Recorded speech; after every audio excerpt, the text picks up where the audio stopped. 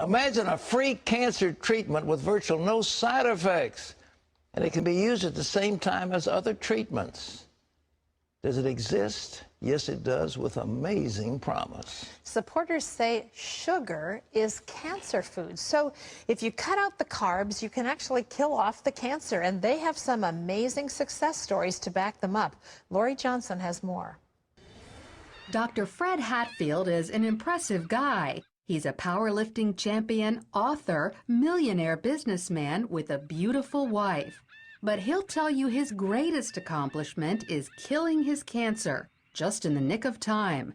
The doctors gave me 3 months to live because of widespread metastatic cancer in my skeletal structure.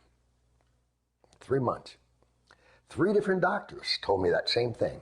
It's a horrible, horrible feeling to have someone tell you that the person that you love only has 3 months to live and you're not going to be with him anymore. While Fred was preparing to die, he heard about an anti-cancer diet, also known as metabolic therapy. With nothing to lose, he gave it a try and was shocked when it actually worked. And the cancer was gone completely.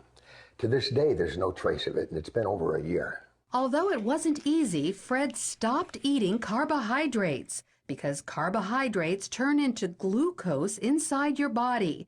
Cancer cells love glucose and need it so badly that if you stop giving it to them, they die.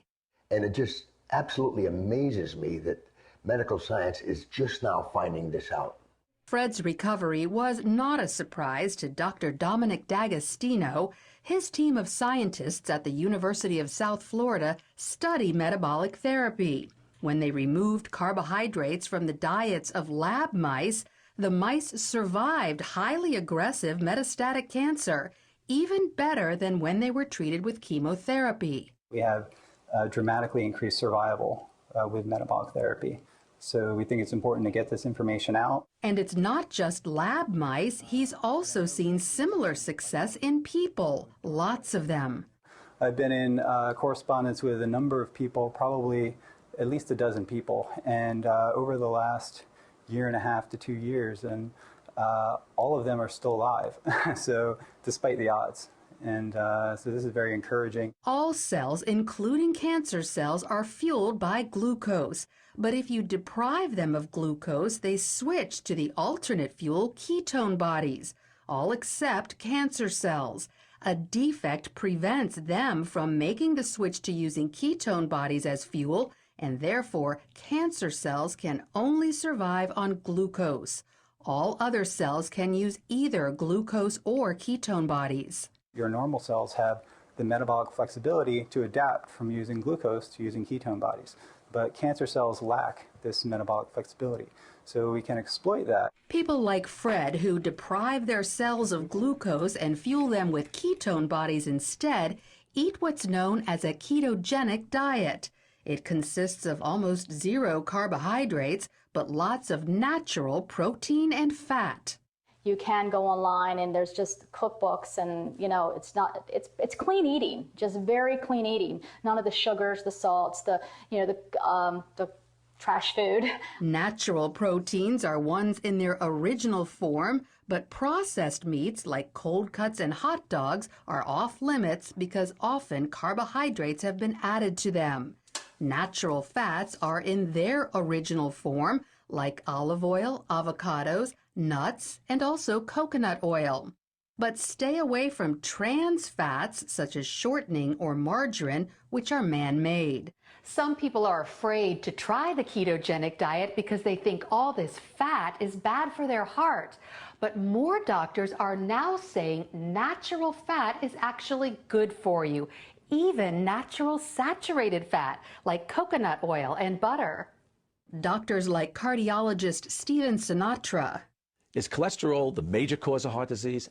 Absolutely not. In his book, The Great Cholesterol Myth, he says the real cause of heart disease is inflammation, which comes from eating too many carbohydrates. We need to coach our patients and empower them about the dangers of sugar. Unfortunately, they're not hearing that. They're hearing the converse, the dangers of fat. Fat is healthy for you, as long as you avoid trans fats. So by cutting back on carbohydrates and eating natural fats and proteins, you could improve your heart health and even wipe out cancer. Amazing. Our reporter, Laurie Johnson, is with us. Laurie, why isn't the medical establishment shouting this from the housetops? It's fabulous. 2 words: drug companies. He said drug. Now, we know how expensive this kind of research is, and who normally pays for medical research? The drug companies. Yeah, and sure. why do they pay for the medical research? Because they're usually testing a drug, and if the research goes well, then they'll make a whole pile of money on that drug when it's approved. Well, this is a diet. Who's going to make money off of a diet? So they're not testing it. And, you know, talking about this cancer story, just a short time ago, I received word of a woman who had cancer of the salivary glands and was getting ready to have surgery, disfiguring surgery on her jaw. She went on the ketogenic diet, and now she doesn't have to have the surgery.